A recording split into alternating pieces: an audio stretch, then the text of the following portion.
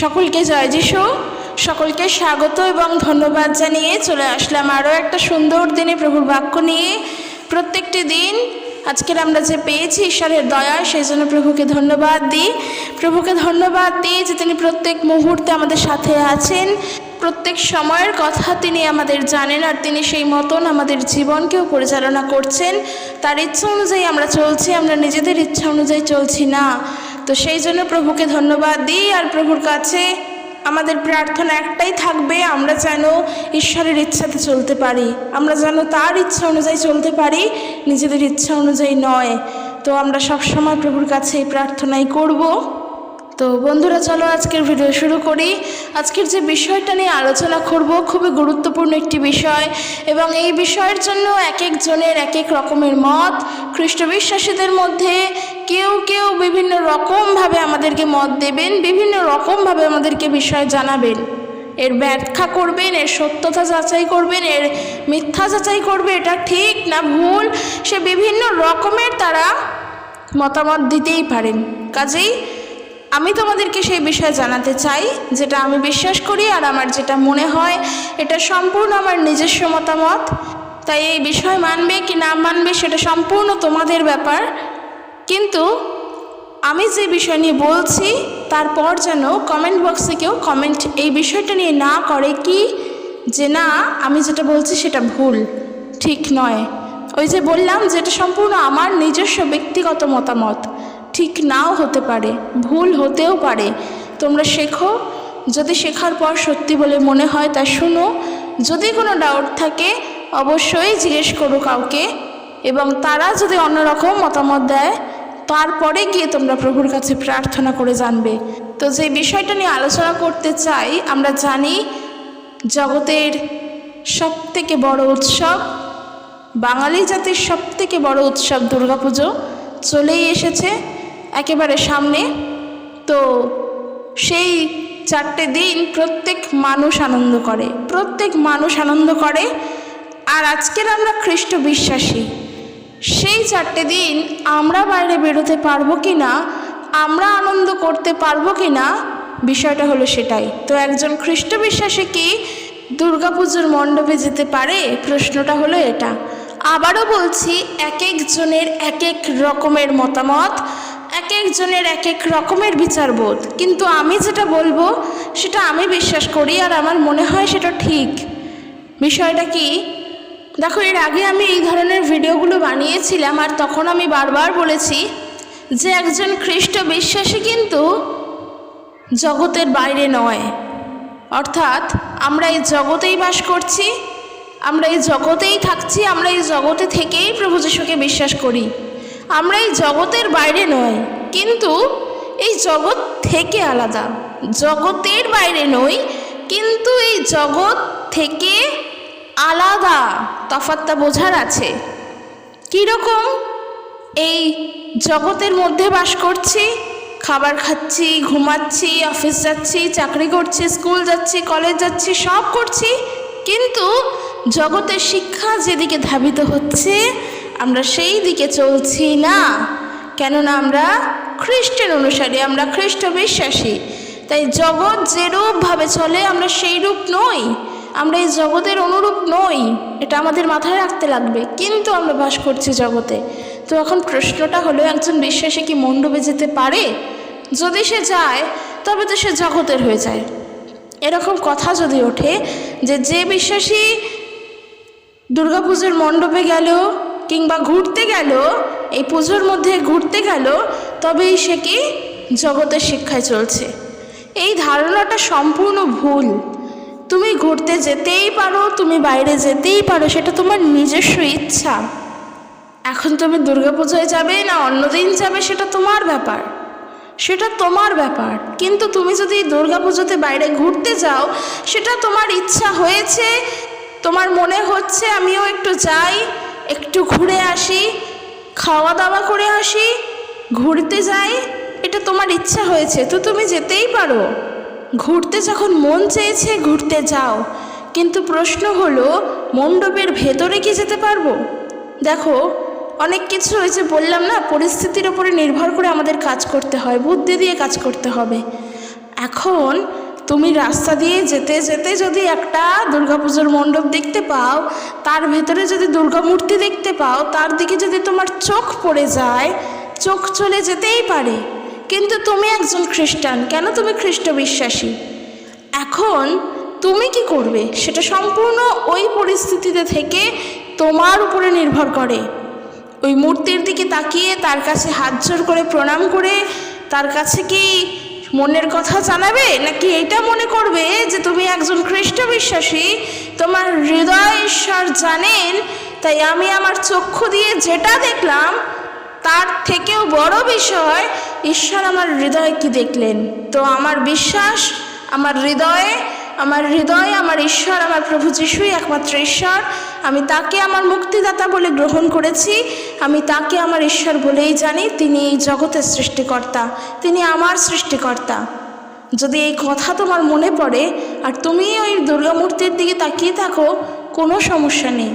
কেন কি? কারণ তুমি জানো ওই মূর্তি অ্যাকচুয়ালি অর্থহীন, মূল্যহীন। বাক্য তাই বলছে, বাইবেল তাই বলছে। ওই মূর্তি তৈরি করতে কয়েক মাস সময় লেগে যায়। ওই মূর্তি তৈরির পর কারিগররা পয়সা পায়, উপার্জন করে। ওই মূর্তি নিজের থেকে কথা বলতে পারে না, ওই মূর্তি নিজে নিজে চলতে পারে না, তাকে বহন করে নিয়ে চলতে হয়। তুমি তো জানো ওই মূর্তি অ্যাকচুয়ালি মূর্তি মূল্যহীন, তুমি তো এটা জানো। তাহলে তুমি ওই মূর্তির দিকে যদি তাকাও, তাতে ক্ষতিটা কি? চোখ তো চলে যেতেই পারে। এমন তো নয় যে আমরা কোনো মূর্তির দিকে তাকাই না। তাই দুর্গা পুজোয় দুর্গা ঠাকুর দেখতে গেলেই, প্যান্ডেলে গেলেই তবে দুর্গা ঠাকুরের মূর্তি দেখতে পারবো। তা না হলে আমার চোখে কোনো ঠাকুরেরই মূর্তি পড়ে না, কোনো মূর্তি চোখে পড়ে না, কোনো প্রতিমারই মূর্তি চোখে পড়ে না, এমনটা তো নয়। কাজেই আমি যেটা বলতে চাই, বিবেচনা করে বুঝবে, বুদ্ধি দিয়ে ভাববে। তুমি যদি মণ্ডপে যাও, মণ্ডপে যাওয়ার প্রয়োজন নেই। তোমার মন যদি না চায়, যেও না, খুব ভালো কথা। তুমি রাস্তা দিয়ে ঘুরে জিনিসপত্র কিনে মনের ইচ্ছে মতো ঘুরে ঘাড়ে চলে আসতেই পারো, তাতে কোনো ক্ষতি নেই। কিন্তু এই যে বললাম, এখনকার সময় আমরা দেখি এই দুর্গাপুজোর প্যান্ডেলগুলো কত সুন্দর হয়। তারা থিমের পুজো করে, হয়তো তা দেখার জন্য নিজের মনটা চায়। কেন কি? আমাদের ব্যাকগ্রাউন্ডটা দেখতে হবে। আমরা উঠে এসেছি ওই জায়গা থেকে, আমাদের পিছনের সময়টা দেখতে হবে। আমরা ছোটোর থেকে কোথায় ছিলাম, কি কি করতাম, সেটা একটু দেখতে হবে। ওটা একেবারে ভুলে গেলে চলবে না, দেখতে হবে আমরা ওই জায়গা থেকে উঠে এসেছি।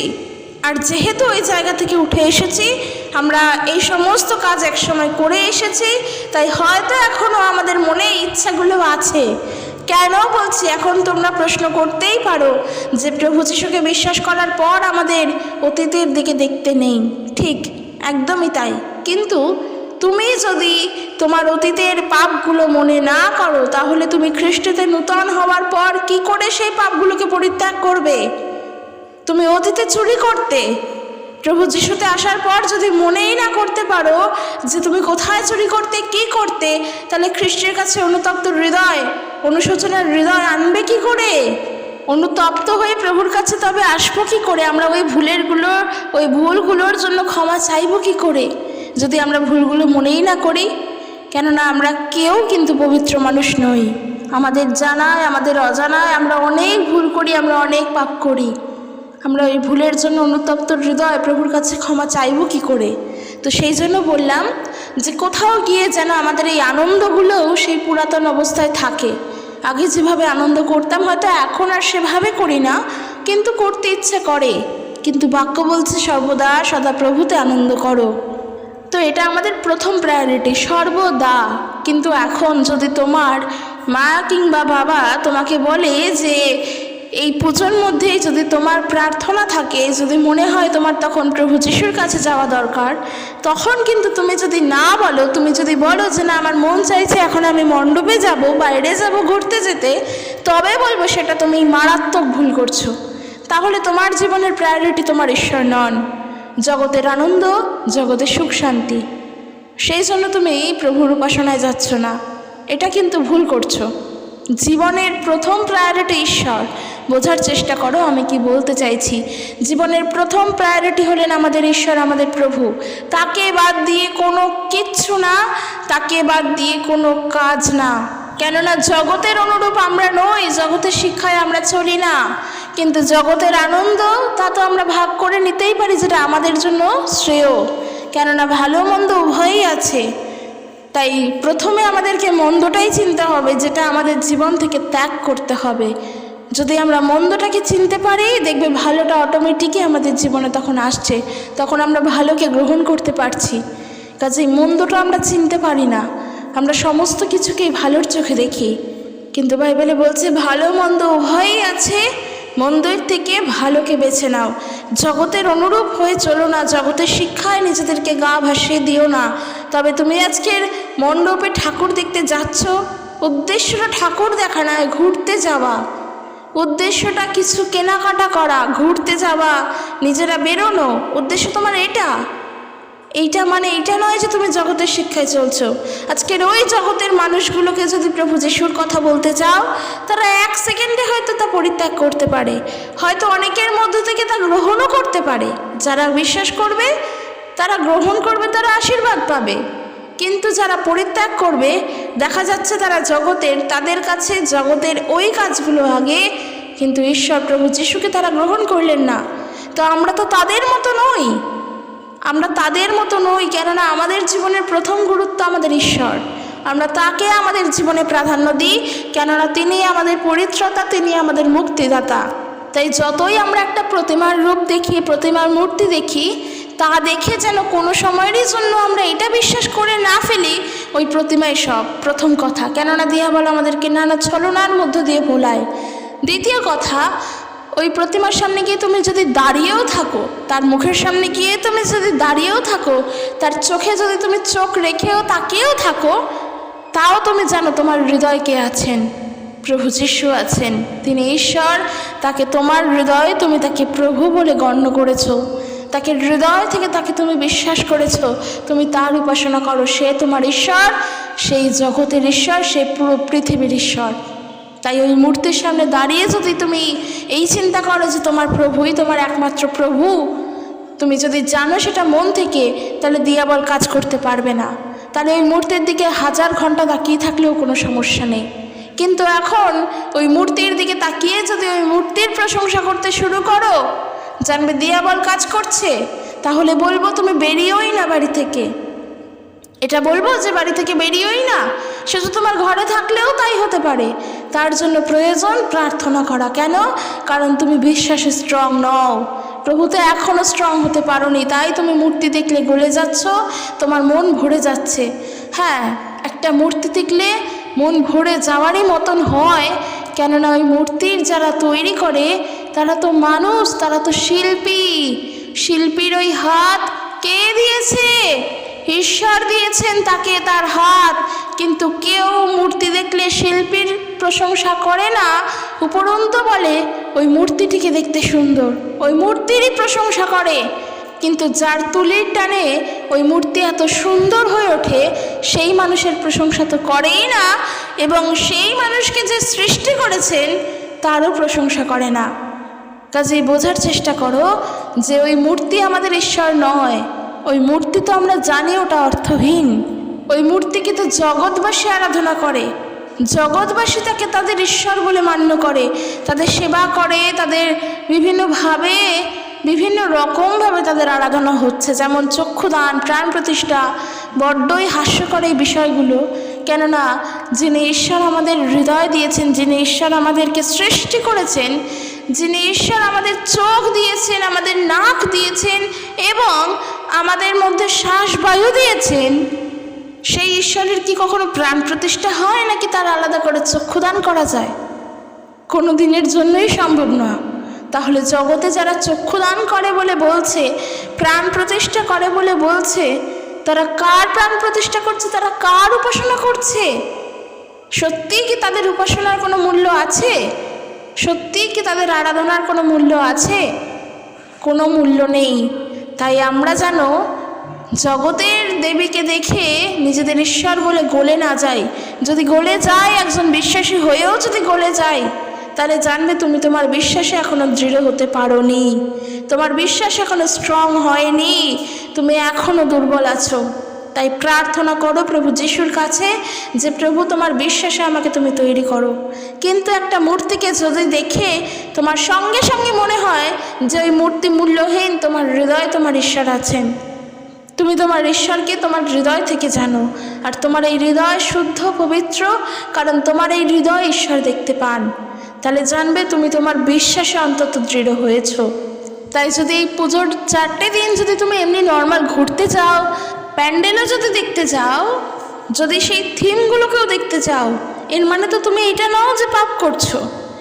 আমি কি বলছি, যদি তুমি ওই মূর্তির সামনে নত হয়ে তার কাছে কিছু চাও, তোমার ঈশ্বর আছে জেনেও তুমি যখন ওই মূর্তির কাছে নত হচ্ছ, তার কাছে চাহিদা রাখছো, তাকে বলছো যেন সে তোমাকে সুস্থ করে, সেটা তুমি মারাত্মক পাপ করছো।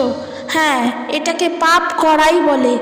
একটা চুরি করার থেকেও বড় পাপ যদি আমরা ঈশ্বরকে ছেড়ে দিয়ে শ্রেষ্ঠ বস্তুর আরাধনা করি, তার কাছে যদি নিজের চাহিদার কথা জানাই, এর ফলে ঈশ্বর কষ্ট পান, তিনি রাগ করেন। তাই এই কাজটা যেন কোনো জীবনের জন্য যেন না করি, আমরা প্রার্থনা করব এটাই। কিন্তু তুমি যদি ঘুরতে চাও, সেটা কোনো বিষয় নয়। আবারও বলছি, তোমার ঈশ্বর তোমার হৃদয় জানেন। তো আমাদের ঈশ্বর তো এত সস্তার নয় যে আমি ঘুরতে গেলাম মানেই মানুষ আমাকে পাবে বলে ফেললো। একেবারের জন্য নয়, আমাদের ঈশ্বর আমাদের অন্তরে থাকেন। এই জগতের চিন্তাধারার মতন আমরা খ্রিস্ট বিশ্বাসীরা আমাদের ঈশ্বরকে নিয়ে তেমন চিন্তা করি না। তিনি আমাদের হৃদয় দেখেন, আমরা হৃদয় থেকে কতটা খাঁটি সেটা আমরা দেখব, সেটা ঈশ্বর আমাদের দেখেন। তাই জন্য বলছি, একজন বিশ্বাসী তাকে হৃদয় থেকে সত্য হয়ে উঠতে হবে, তাকে হৃদয় থেকে গড়ে উঠতে হবে। কিন্তু যেটা ইম্পর্টেন্ট বিষয়, যে আমরা যদি এখন প্রভুকে বাদ দিয়ে, প্রভুর বাক্য পড়াকে বাদ দিয়ে, প্রার্থনা করাকে ছেড়ে দিয়ে জগতের এই আনন্দে মেতে উঠি, তার মানে বুঝতে হবে যে তুমি জগতের অনুরূপ হয়ে চলছো, জগতের শিক্ষায় চলছো। কিন্তু তোমার জীবনের প্রথম যদি তোমার ঈশ্বরই থাকেন, যেভাবে রোজ তুমি জীবন কাটাচ্ছ সেভাবেই কাটাও। এবং তোমার যদি ইচ্ছা হয় তুমি একদিন যেতেই পারো, মানুষ কত কিছুর জন্য ঘুরতে যেতেই পারে, সেটা আলাদা।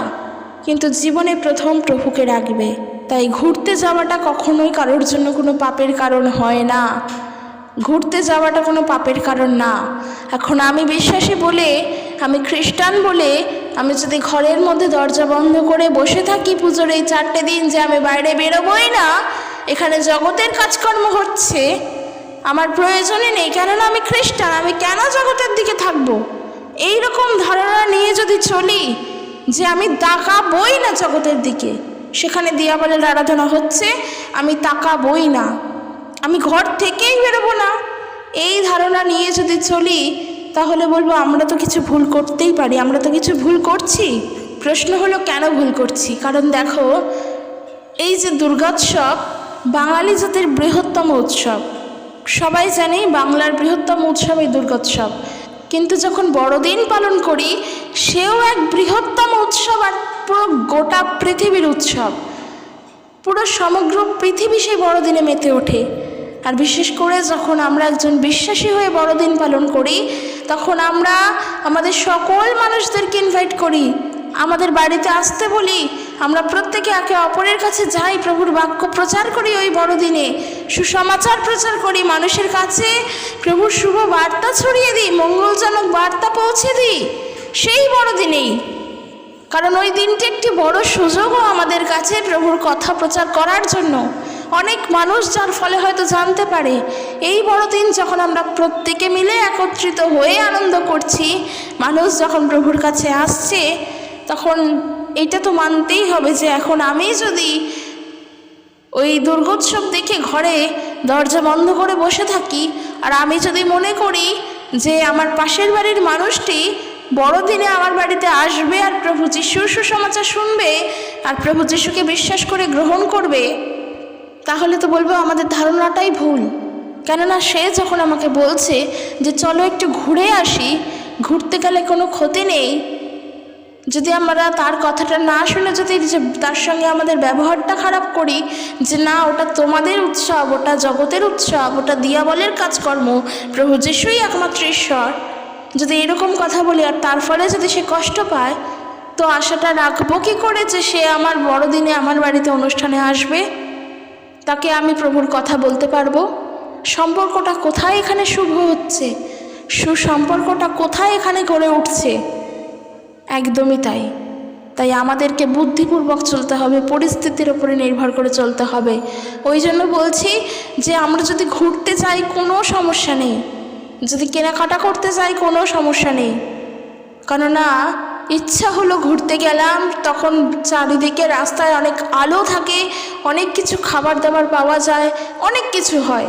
তো মন যদি চায় ঘুরতে যেতেই পারো, কিন্তু তার মানে এই নয় যে তুমি ঘুরতে গেলে মানে তুমি যেই ঠাকুরকে দেখতে গেলে সে তোমার ঈশ্বর হয়ে গেল। তার কাছে তোমার চাহিদা রেখে আসলে, তার কাছে মানত করে আসলে, তুমি প্রভু যিশুকে জানা সত্ত্বেও তাকে তোমার ঈশ্বর বলে জেনে আসলে, তুমি তাকে বলে আসলে যে তুমি আমাকে দেখো, আমার জীবনকে দেখো, আমাকে পরিচালনা করো, তুমিও যা প্রভু যিশুও তাই। এই সমস্ত যদি করে আসো তবে বলবো তুমি মারাত্মক ভুল জায়গায় রয়েছো। তুমি এখনও বিশ্বাসে গড়ে উঠতে পারোনি, তুমি এখনও প্রভুর উপরে নির্ভর হতে শেখোনি, এমনকি তুমি এখনও প্রভু যিশুকে জানতেই শেখোনি। ঈশ্বর যে তিনি কে, তিনি কেমন সেটাই জানো না। তো আজকের চলো একটু আমরা বাক্য থেকে দেখব। যোহন লিখিত সুসমাচার তার 4 অধ্যায় যদি আমরা 21 পদ থেকে দেখি, আমি বলছি এর প্রেক্ষাপট। প্রভু যিশু যখন জিহুদিয়া ত্যাগ করে আবারও গালিল প্রদেশে গেলেন, আর সেই গালিল প্রদেশে যাওয়ার পর তিনি সামরিয়া অঞ্চলের মধ্য দিয়ে যখন প্রবেশ করছিলেন, সেই সামরিয়া অঞ্চলে একটি কূপের ধারে তিনি বসেছিলেন আমরা জানি। আর সেখানে এক সামরিয়া নারী এসেছিলেন জল তুলতে। তো সেখানে প্রভুর সঙ্গে কথোপকথন আছে। তো দেখব আমরা যেটা যোহন তার 4 অধ্যায় 21 পদ থেকে, যখন কি না প্রভু যিশুর সঙ্গে সেই নারীর বিভিন্ন বিষয় নিয়ে কথোপকথন হচ্ছে, বিভিন্ন উত্তর, বিভিন্ন প্রশ্ন আসছে। তারপর দেখো 21 পদে যেটা প্রভু যিশু তাকে বলছেন, হে নারী, আমার কথায় বিশ্বাস করো, এমন সময় আসিতেছে যখন তোমরা না ওই পর্বতে না জেরুজালেমে পিতার ভজনা করিবে। বলছে তখন তোমরা কোথাও পিতার ভজনা করবে না, কোনো পর্বতে না, ইভেন জেরুজালেমেও না, কোনো জায়গাতেই করবে না। 22 পদে বলছে, তোমরা যাহা জানো না তাহার ভজনা করিতেছ, আমরা যাহা জানি তাহার ভজনা করিতেছি, কারণ জিহুদীদের মধ্য হইতেই পরিত্রাণ। কিন্তু এমন সময় আসিতেছে, বরং এখনই উপস্থিত, যখন প্রকৃত ভজনাকারীরা আত্মায় ও সত্যে পিতার ভজনা করিবে, কারণ বাস্তবিক পিতা এইরূপ ভজনাকারীদেরই অন্বেষণ করেন।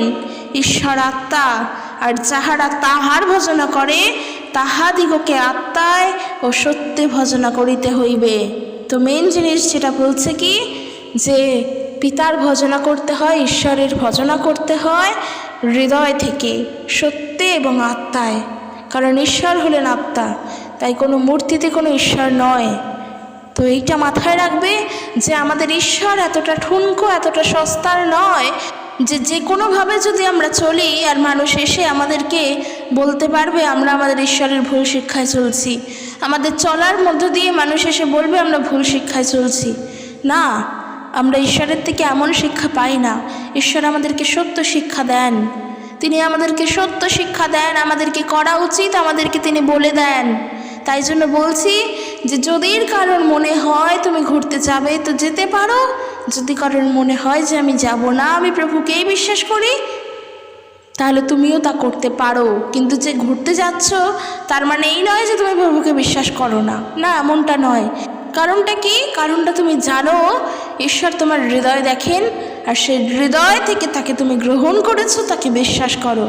কিন্তু যেই মানুষগুলো আজকের বলবে যে না আমি ঘুরতে যাব না, সেটা পাপ করা, কোনো মণ্ডপে যাব না, অথচ দেখো তাদের চলন ফেরন সত্যের মধ্য দিয়ে নয়, তাদের চিন্তাধারা সত্যের দ্বারা নয়, তারা বাইবেলের বাক্য অনুযায়ী চলে না। শুধুমাত্র তারা জানে যিশু ঈশ্বর, যিশুকে ছাড়া আর কিচ্ছু করা যাবে না, সেই জন্য তারা তাদের মতো করে চলছে, ওই এক প্রকারের নিয়ম পালন করার জন্য, যেটা কিনা ইহুদিরাও করত। এরমটা যদি হয় তাহলে তো বলতেই হবে যে তারা শুধুমাত্র নিয়ম দেখাচ্ছে। সেই জায়গায় আজকের আমি আমার হৃদয় থেকে আমার ঈশ্বরকে আমি গ্রহণ করেছি, আর আমি আমার ইচ্ছা হয়েছে আমি তাই ঘুরতে গেছি, তাতে আমি কোনো পাপ করিনি, তাহলে তো বলতে হয় আমরাই ঠিক করছি। কেননা আমরা লোক দেখানোর জন্য ধর্মকর্ম করছি না। আজকের আমাকে যদি কেউ বলে যে ঘুরতে যাওয়ার কথা, আর তার মুখের উপরে যদি আমি বলে দিই এবং তার ফলে সে যদি আমাকে অপমান করে, কীরকম করে, যে এরকমভাবে ঈশ্বরের সেবা হয় না বা এরকমভাবে ধার্মিক হওয়া যায় না, সে যদি আমাকে এইভাবে কথা বলে, দেখো এর ফলে হয়তো আমার কিছুই হবে না, এর ফলে হয়তো কারোরই কিছু হবে না। দেখা যায় এক প্রকারের ঈশ্বরের প্রশংসাই হয় যখন যিশুর জন্য আমরা তাড়িত হই। একদমই তাই, বাক্য তাই বলছে। কিন্তু ধার্মিকতা কী জিনিস, ঈশ্বরের সেবা করা কী জিনিস, ওই মানুষগুলো তো জানলো না। তা আমি যদি তাদেরকে তাদের মতন করে না বোঝাই, তবে তো তাদের কাছে সেই জিনিসগুলো অধরাই থেকে যায়, তাদের কাছে তো সেই জিনিসগুলো অস্পষ্ট। কিন্তু এইগুলো তো আমাদেরকে জানাতে হবে, তাদেরকে বোঝাতে হবে। এই যে আমরা যদি প্রভু যিশুর কথাই চিন্তা করি, তিনি তো মানুষ হয়ে আমাদের কাছে এসেছিলেন, তিনি তো রাজা ছিলেন, তিনি তো রাজার ঘরেই জন্মগ্রহণ করতে পারতেন। তিনি কেন মানুষ হলেন, তিনি কেন মানুষ হয়ে পৃথিবীতে আসলেন, কেন তিনি গোয়াল ঘরে জন্মগ্রহণ করলেন? যদি আমরা দেখি ইব্রিয়দের প্রতি পত্র তার 2 অধ্যায় 14 পদ থেকে, এখান থেকে একটু বলছে যে ভালো সেই সন্তানেরা যখন রক্ত মাংসের মানুষ, ঈশ্বরের সন্তানেরা যখন রক্ত মাংসের মানুষ, তখন যিশু নিজেও তাদের স্বরূপের অংশীদার হলেন। অর্থাৎ প্রভু যিশুও তিনি মাংসে মূর্তিমান হয়ে আমাদের মধ্যে আসলেন, তিনিও সেই স্বরূপেরই অংশীদার হলেন। বলছে যিশু এইরকম করলেন যেন মৃত্যুর মাধ্যমে মৃত্যুর অধিপতি দিয়াবলকে ধ্বংস করতে পারেন, আর যারা মৃত্যুর ভয়ে যাবজ্জীবন দাসত্বে কাটাচ্ছে তাদের মুক্ত করেন। দেখো, যদি প্রভু যিশু এখানে পবিত্র আত্মা হয়ে আসতেন, তাকে আমরা চিনতামও না, তাকে বুঝতামও না, তিনি কীরকমভাবে আমাদের জীবনে কাজ করছেন বা কিভাবে দিয়াবলকে তিনি পরাজয় করেছে, আমরা এগুলো জানতেই পারতাম না। তিনি মাংসে মূর্তিমান হলেন, আমাদের কষ্ট সেই কষ্ট তিনিও পেয়েছেন, আমাদের আনন্দ সেই আনন্দে তিনিও হেসেছেন। আমাদের যা কষ্ট হয় সব কষ্ট প্রভু জানেন, আমরা কেন রাগ করি সেই রাগ প্রভু জানেন। আমাদের যা যা হয় এই সব কিছু হওয়ার আগে খ্রিস্টের হয়েছিল, প্রভু জানেন এগুলো, তার কাছে আলাদা করে বলতে হবে না। তিনি আমাদের স্বরূপেরই ছিলেন, তিনি আমাদের মতনই হয়েছিলেন আমাদেরকে জানানোর জন্য, আমাদেরকে বোঝানোর জন্য। তাই যেটা বললাম যে যারা জানলো না ধার্মিকতার বিষয় কি, ঐশ্বরিক সেবা করা কি, আজকে তাদের জন্য যদি আমরা তাদের মতো হয়ে না চলি, তাদেরকে বোঝাবো কি করে? একটা ছোট্ট শিশুকে বোঝাতে গেলে ওই শিশুর ন্যায় স্বভাব যদি না হয়, তাকে জানাবো কি করে, তাকে বোঝাবো কি করে? একটা বাচ্চা শিশু, সে কিচ্ছু জানে না বাইবেলের, সে হয়তো প্রভু যিশুকে জানে না, কিন্তু আমি আজকে তার কাছে বলছি প্রভু যিশু আছেন, তাকে বিশ্বাস করো, পরিত্রাণ পাবে। সে কি বুঝবে? কিন্তু এটাই তো সত্য, প্রভুকে বিশ্বাস করো, পরিত্রাণ পাবে। সে তো কোনো দিনের জন্য বুঝবে না। ঠিক একইভাবে যারা যিশুকে জানে না তারা শিশু, তাদের এখনো জন্ম হয়নি, জন্ম হলেও তারা জানে না মানে তারা শিশু। তাদেরকে তো তৈরি করতে হবে, এই জগতের মানুষকে তো বলতে হবে প্রভুর কথা। তাদের মতন করে যদি না মিশি, পারবো না তাদেরকে বলতে। তাই জন্য আমি যেখানে সেখানে গেলাম, যিশুর নাম প্রচার করে ফেললাম, এমনটা নয়। তারা বুঝতে পারছে কি না, তারা একটু হলেও শিখতে পারছে কি না, সেটাও দেখতে হবে। প্রচার তো অবশ্যই করতে হবে, কেননা পবিত্র আত্মার ফলই এটা যে আমাদেরকে সবসময় উৎকৃপ থাকতে হবে। আমি প্রভুর বিষয়ে কিছু বলবো, যেখানেই যাব সেখানেই বলবো, কিন্তু তাদেরকে তো বোঝাতে হবে। তাই এটা বিশ্বাস করো যে ঈশ্বর আমাদেরকে সৃষ্টি করেছেন, তার উদ্দেশ্য আছে, তিনি আমাদেরকে তৈরি করেছেন, তার ইচ্ছায় আমরা তৈরি হয়েছি। তাই জন্য তিনি যেমনটা চান আমরা সেভাবে চলবো, তার ইচ্ছা অনুযায়ী চলবো। তিনি যেমনভাবে আমাদেরকে চালাবেন সেইভাবে চলবো। কিন্তু যেই জিনিসগুলো আমাদের ইচ্ছা হচ্ছে সেগুলো করতেই পারি, কিন্তু আমাদেরকে বুঝে শুনে করতে হবে। এর মধ্য দিয়েই যেন সব কিছুই ইচ্ছা হচ্ছে মানে আমরা সব কিছুই যেন না করি। মূর্তি দেখে আমার ইচ্ছা করছে একটু হলেও যে ওই মূর্তির কাছে কিছু চাই, সবাই তো চাইছে, তাহলে আমিও মনে হয় পাবো। সবাই যদি পাচ্ছে তাহলে আমিও চাই, আমিও পাবো, তাহলে সেও সত্যি। এই ধারণা যদি আসে, জানবে দিয়াবল কাজ করছে।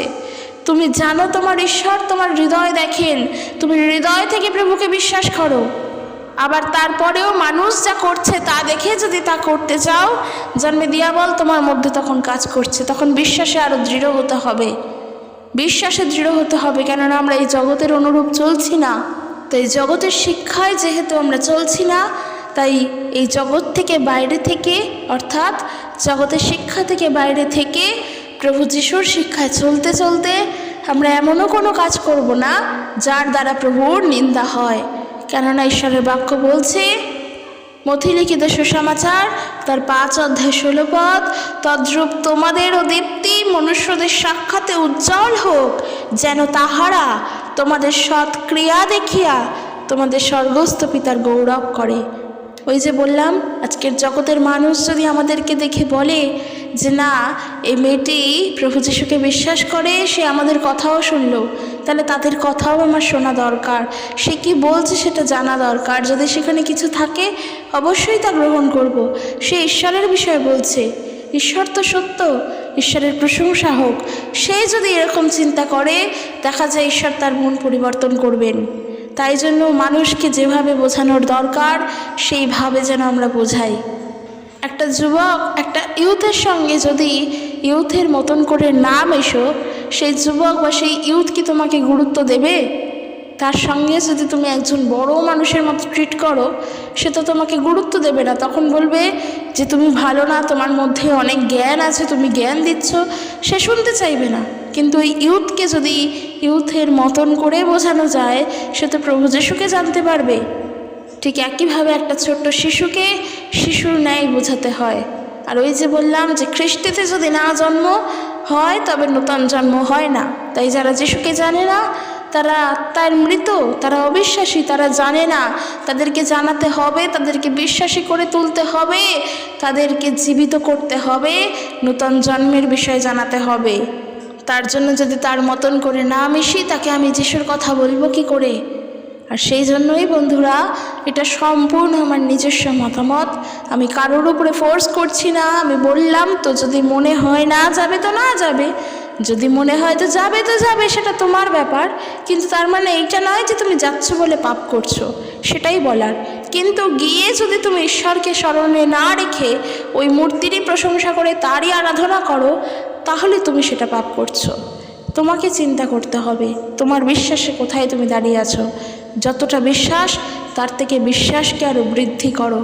অর্থের ভাণ্ডার পরিপূর্ণ করে কোনো লাভ নেই, বিশ্বাসের ভাণ্ডারকে পরিপূর্ণ করো, বিশ্বাসকে রক্ষা করো, বিশ্বাসে স্থির থাকো, বিশ্বাসে দৃঢ় থাকো। যে যাই বলুক, আমি আমার প্রভুর পথ থেকে সরছি না, এই বিশ্বাসে থাকো। তো চলো, আজকে ভিডিও এখানে শেষ করছি। সকলে সুস্থভাবে থাকো। ঈশ্বর তার আপন বাক্যে প্রত্যেককে আশীর্বাদ যুক্ত করুক। জয় যিশু, প্রেজ দ্য লর্ড।